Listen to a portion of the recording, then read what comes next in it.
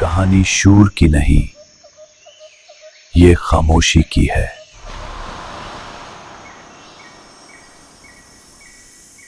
इक़्तिदार दिखाई देता है मगर फैसले नहीं। The crisis deepens with global repercussions. This is bad, real bad. What if it gets worse? We gotta stick इन्हें सच together. नहीं दिया गया, इन्हें लड़ने को पहचान दी गई।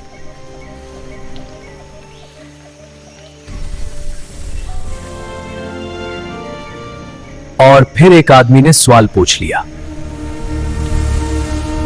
Fake! It's all fake! The truth is blinding! Stop the light! You can't hide! रियासत ने कहा कोई था ही नहीं।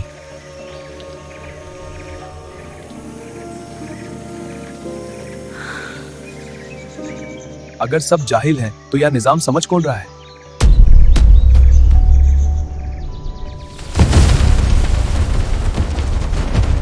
यह कहानी किसी एक मुल्क की नहीं, जहां खामोशी को अमन कहा जाता है।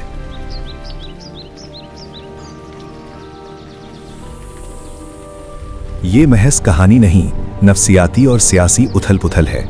सीरियल खामोश अक्सरियत का जनाजा। नंबर 1, वो फीसद जो नजर नहीं आता।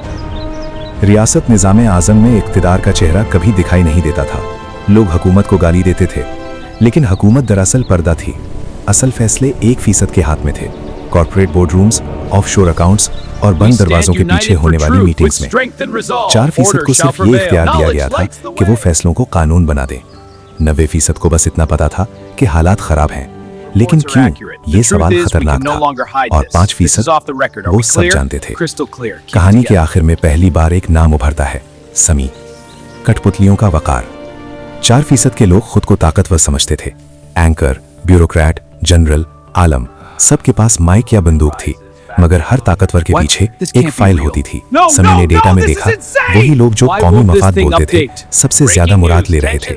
एक सीन में एक एंकर स्क्रीन पर सच का जनाजा पढ़ता है और ब्रेक के दौरान अपने प्रोड्यूसर से पूछता है, लाइन ठीक थी ना?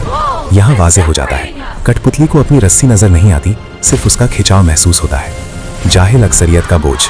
ये किस्त 90% के नाम।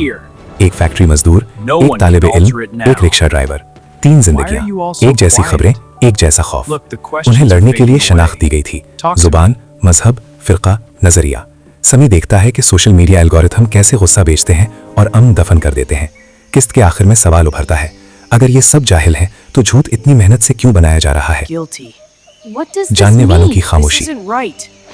5% मरकज में आते हैं, सहाफी जो सच जानते हैं मगर फाइल नहीं छापते, प्रोफेसर जो सवाल नहीं पढ़ाते, जज जो फैसला लिखते हैं मगर ज़मीर मिटा देते हैं। समी अपनी दोस्त माहिरा से कहता है, हम सब शरीके जुर्म हैं। माहिरा जवाब देती है, नहीं, हम सिर्फ जिंदा रहने की कोशिश कर रहे हैं। ये किस्त साबित करती है, खामोशी गैर जानिबदार नहीं होती, ये ताकत का साथ देती है। डेटा बतौर जुर्म। समी फैसला करता है, न जलसा न तंजीम, सिर्फ खाम डेटा, गुर्बत, अमवात, कर्ज और कंट्रोल। 1% हिल जाता है, 4% को हुक्म मिलता है, कहो ये जाली है। लेकिन पहली बार 90% कंफ्यूज नहीं, वो खामोश है। खामोशी सोच की अलामत है। कहानी के आखिर में समी लापता हो जाता है, गायब होना। रियासत कहती है, कोई समी था ही नहीं। डिजिटल रिकॉर्ड साफ, नाम मिटा दिया जाता है, लेकिन डेटा बाकी है।